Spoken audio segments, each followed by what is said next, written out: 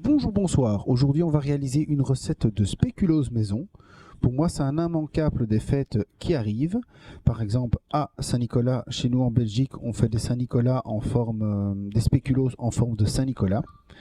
C'est vraiment très chouette pour les enfants. Donc, ces biscuits, vous pouvez leur donner n'importe quelle forme.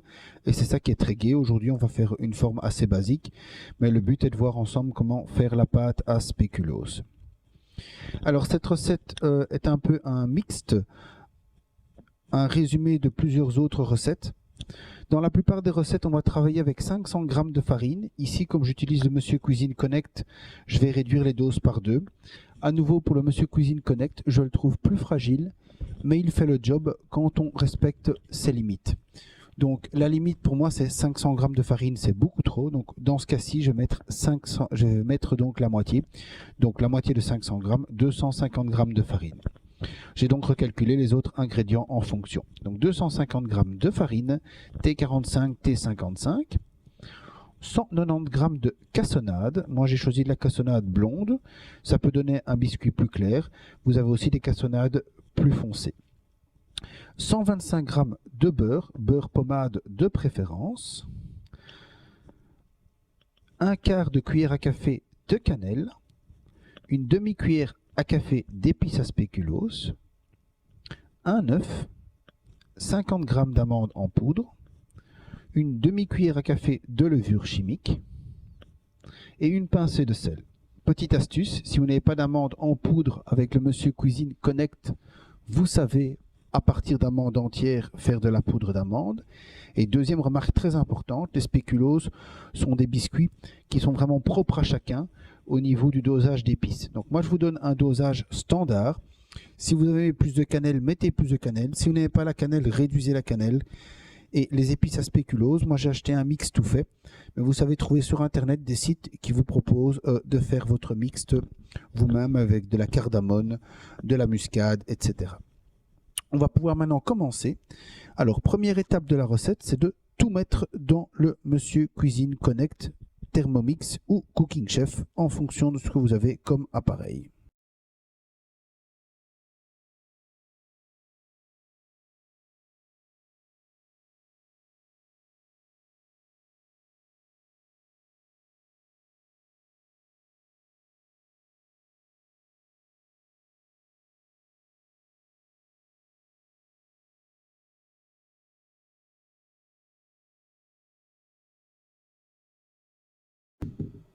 Une fois que tout est mis dans l'appareil, on va programmer Monsieur Cuisine Connect à peu près donc 2 minutes 30.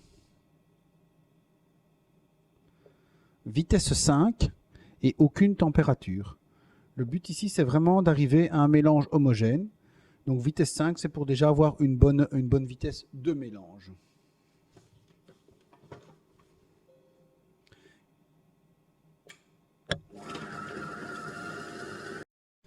Étape suivante, on va prendre notre mélange obtenu, notre pâte, et on va essayer de le faire prendre au froid un maximum.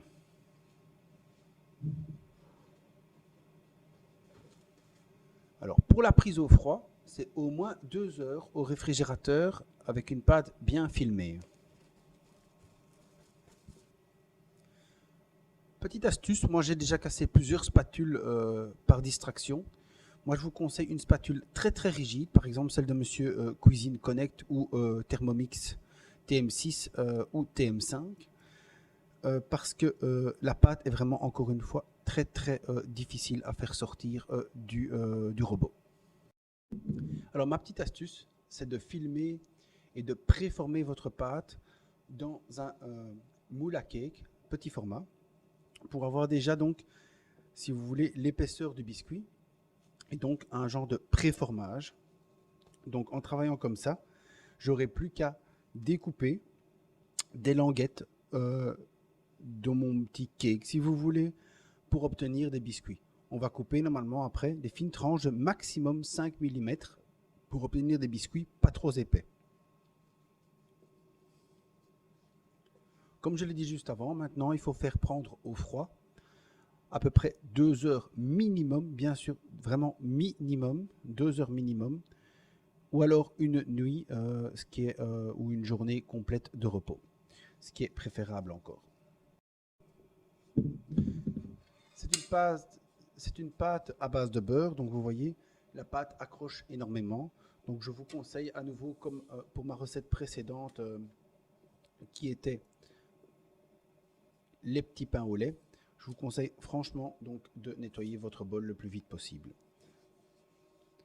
À nouveau, cette recette est compatible Cooking Chef Gourmet et Thermomix TM6. Dans ces deux cas, vous pouvez doubler les quantités. Comme je l'ai dit juste avant, ce sont des robots plus puissants. Donc vous pouvez vous permettre de travailler des plus grandes quantités, donc 500 g de farine. Si vous travaillez avec un Cooking Chef Gourmet, je vous propose d'utiliser la feuille K pour le mélange. Notre pâte à spéculoos a refroidi, a durci au réfrigérateur.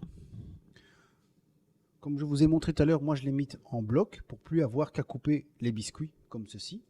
Donc comme dit tantôt, on va couper maintenant par 5 mm maximum d'épaisseur. On va essayer d'être le plus régulier possible pour avoir la même épaisseur de chaque biscuit, pour que chaque biscuit ait la même épaisseur. On va les poser sur une plaque recouverte d'un papier sulfurisé. Et on va faire cuire à feu doux, c'est-à-dire qu'on va faire cuire à 180 degrés, four préchauffé, pendant maximum 13 minutes environ, toujours en fonction de votre four. J'ai un mauvais four à nouveau, donc moi parfois c'est plus, parfois c'est moins. C'est un four assez capricieux. Mais donc ça, c'est à vous à connaître votre four, mais en moyenne on dit 13 minutes de cuisson à 180 degrés. Nos spéculoos sont maintenant au four pour à peu près 13 minutes à 180 degrés. Pendant ce moment de cuisson, j'en profite pour vous souhaiter une bonne fin de journée, une bonne fin de soirée et un tout grand merci pour vos likes et vos suivis.